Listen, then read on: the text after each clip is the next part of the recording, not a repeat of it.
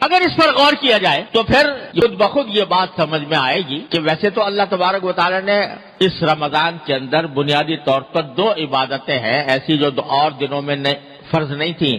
یا سنت نہیں تھی، اس زمانے میں ہے۔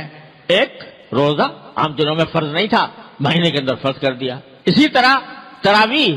عام دنوں میں نہیں تھی، اس میں پڑھنا سنت مؤکدہ قرار دے دیا گیا کہ سنت مؤکدہ ہے کہ تراویح پڑھو۔ بظاہر تو یہ 2 چیزیں ہیں،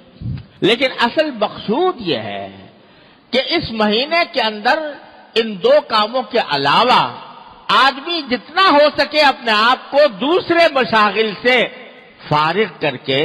اللہ تبارک و تعالیٰ کی عبادت کی طرف متوجہ ہو۔ اور دنوں کے اندر صبح سے شام تک ہم مختلف مشاغل میں مبتلا رہتے ہیں،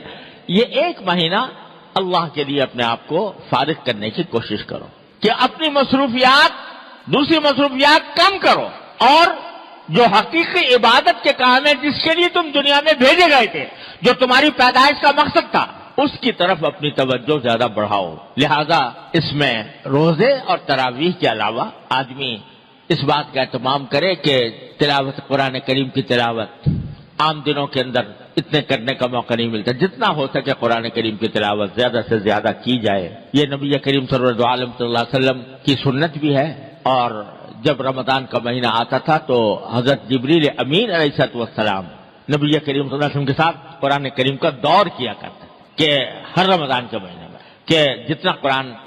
ایک مرتبہ حضور اقدس صلی اللہ علیہ وسلم پڑھتے، ایک مرتبہ جبریل امین پڑھتے، کیا منظر ہوگا، وہ کیا عالم ہوگا کہ دور کرنے والے حضرت جبریل علیہ السلام اور دور کرنے والے حضور نبی کریم صلی اللہ علیہ وسلم کیا تلاوت ہوتی ہوگی، کیا اس کا منظر ہوگا اور کیا اس کی روحانیت ہوگی۔ ہر سال یہ ہوتا، اور آخری سال جو آپ کی دنیا میں تشریف رکھنے کا آخری سال تھا، اس میں 2 مرتبہ یہ دور کیا گیا سرکار دو عالم صلی اللہ علیہ وسلم اور جبریل امین کے درمیان۔ تو اس لیے قرآن کریم کی کو خاص نسبت ہے رمضان سے، تو اس میں رمضان کے اندر پہلے سے طے رکھیں کہ بھئی تلاوت قرآن کی مقدار عام دنوں سے زیادہ اس میں بڑھائیں گے۔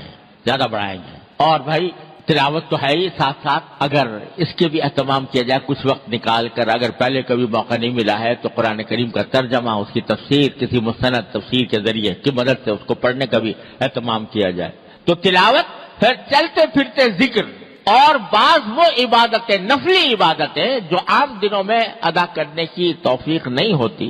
رمضان کے اندر اس کا اہتمام کر لیا جائے۔ مثلا آخر شب میں تہجد پڑھنے کا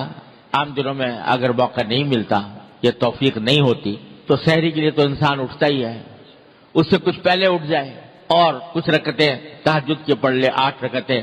6 پڑھ لے، 8 پڑھ لے، اچھا ہے کہ 8 پڑھ لے۔ عام دنوں کے اندر تراویح کے بعد، مغرب کی نماز کے بعد 6 رکعتیں مسنون ہیں، یعنی نفلی عبادت نہیں عام دنوں میں موقع ملتا، اب پڑھ لے۔ اشراق کے بعد جو رکعتیں، 2 رکعتیں یا 4 رکعتیں، یہ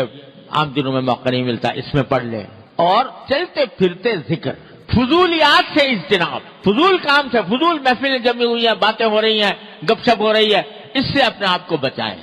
اور زیادہ سے زیادہ وقت اللہ تبارک و تعالیٰ کے ذکر میں، اللہ تعالیٰ کی یاد میں، اللہ تعالیٰ کی عبادت میں گزارنے کی کوشش کریں۔